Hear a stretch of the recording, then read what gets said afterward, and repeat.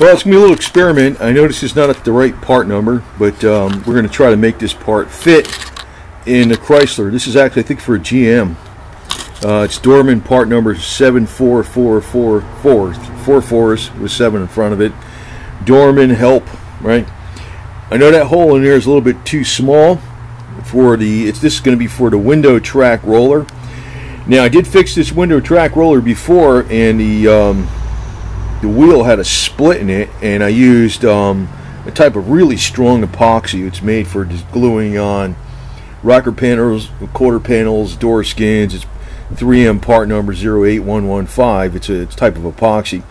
It did hold it for a while, but then the plastic basically fell apart even more because it's just too old.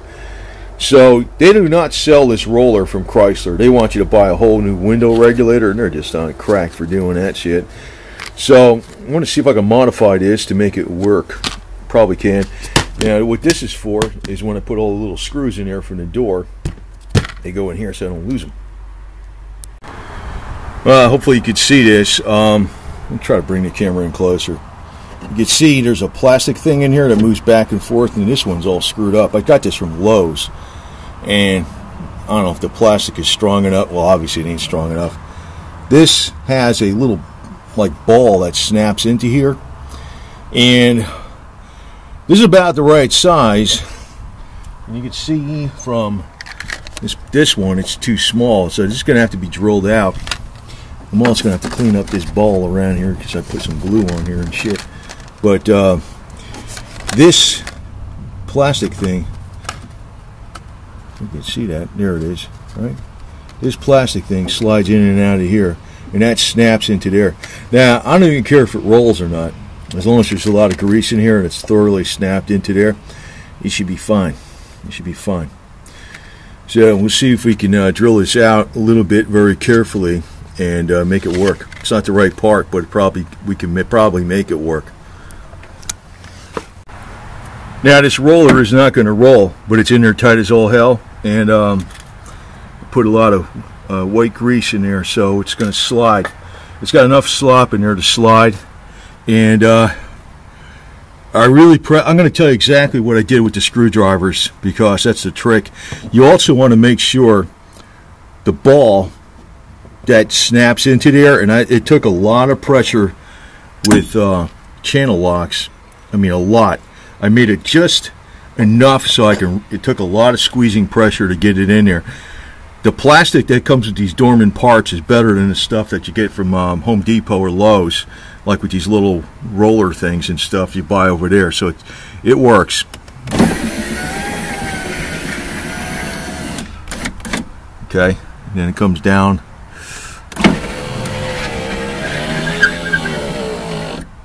No problem, because it's going to slide. Now I'm going to tell you the real trick to this. First off, when you're squeezing it in, you're going to use these channel locks better than vice grips, because you get the right angle on there. Again, make sure that this piece, that ball stud, is going in there perpendicular, because this might be have a little bit of a bend on it too. You might need to bend that arm to get it straight.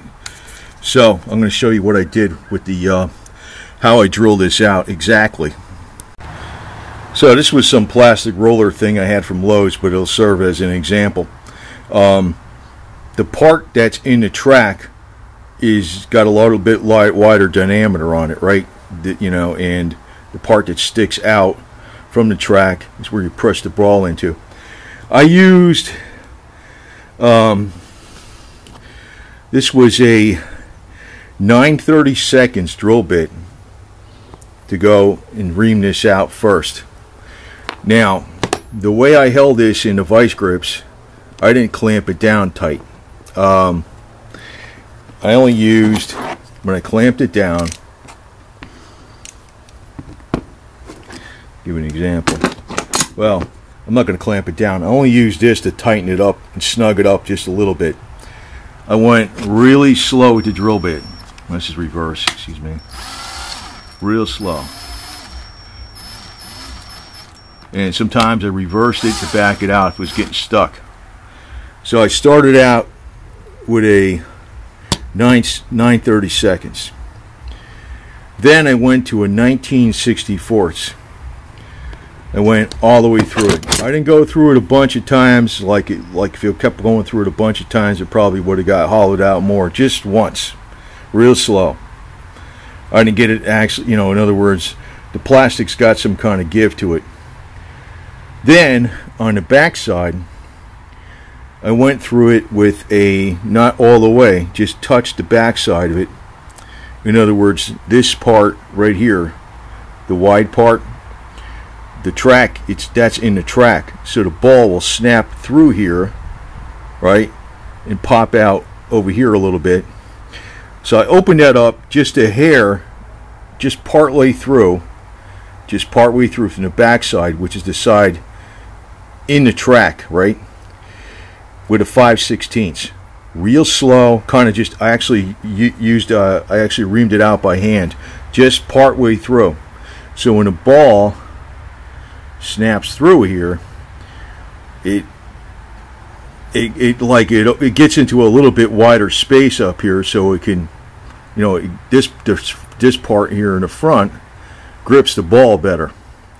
And it took a lot of pressure to get the channel locks to push it in there. I didn't use any lube or anything because it's plastic.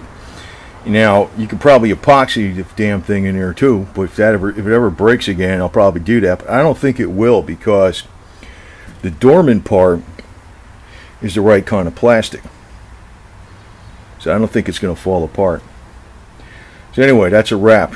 And the last time I fixed this wheel, like I said, it was cracked. I put some epoxy on it, and it lasted for like, I think, over a year. But that's a hell of a lot better. It's not the right part number, okay? Again, it's not the right part number, but I made it work, just as I shown in the beginning of the video.